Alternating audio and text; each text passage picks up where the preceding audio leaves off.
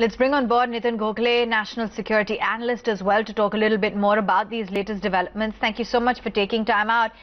Nitin, to begin with, the IAF Chief saying that they have hit the target. Do you think that this to a great degree goes ahead and dispels a lot of notions and puts to rest a lot of doubts regarding this issue?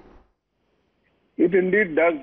For those who had doubts, from day one, I had no doubts about what the Indian Air Force did as planned, because no Air Force in the world risks sending 12 of its frontline aircraft just to go and hit targets in a jungle or some treetops, as some of the Pakistani analysts and Pakistani government has been claiming.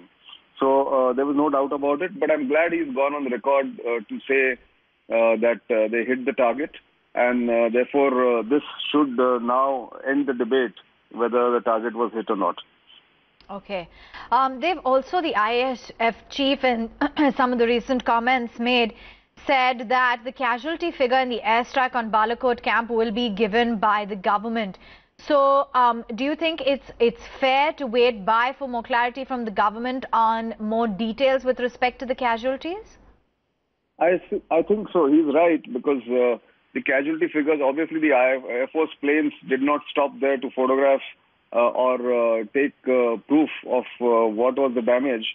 That damage assessment will come through a combination of means, like satellite pictures, human intelligence, sometimes even the radar pictures which are being studied, I'm sure, which the infrared pictures, which cameras which the Air Force planes would have taken. So it's going to be an all-out, all government and all agencies put together will put out the proof, which I expect to come out sooner than later. So therefore, we'll have to wait for the exact casualty figures. And even if, just let me put it in context, the very fact that India managed to, first it took a decision to go cross the line of control, went deep into sovereign Pakistan territory and hit the target, is itself a complete paradigm shift in India's thinking about how to deal with terror from across the line of control from Pakistan, and how to deal with terror strikes, which is a complete departure from the past. And therefore, that itself, even if assuming, and that is what I'm saying, assuming that there was not a single casualty, the very fact that the Indian Air Force planes went right up to Balakot, which is in Khyber Pakhtunkhwa, sovereign Pakistan territory, and came back unscathed, tells you about the ability and the fear that has been now banished from the minds of the decision makers. That itself is a big achievement as far as I am concerned. Oh, yes, indeed.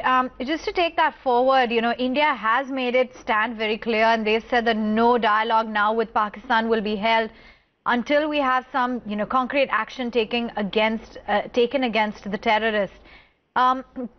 Would just like to get in your thoughts on how you're looking at these developments.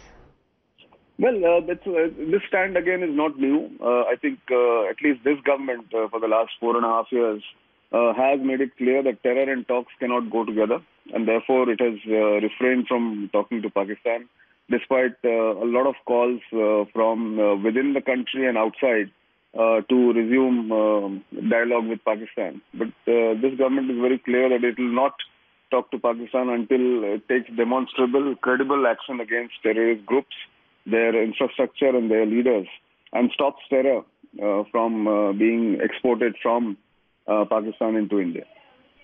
All right. Many thanks for joining in, Nitin, and giving us your perspective as to how you're reading into the latest developments coming in from the IAF Chief. Just to reiterate for our viewers, they have confirmed hitting this target in Balakot, but they said that the casualty figure will be given by the government.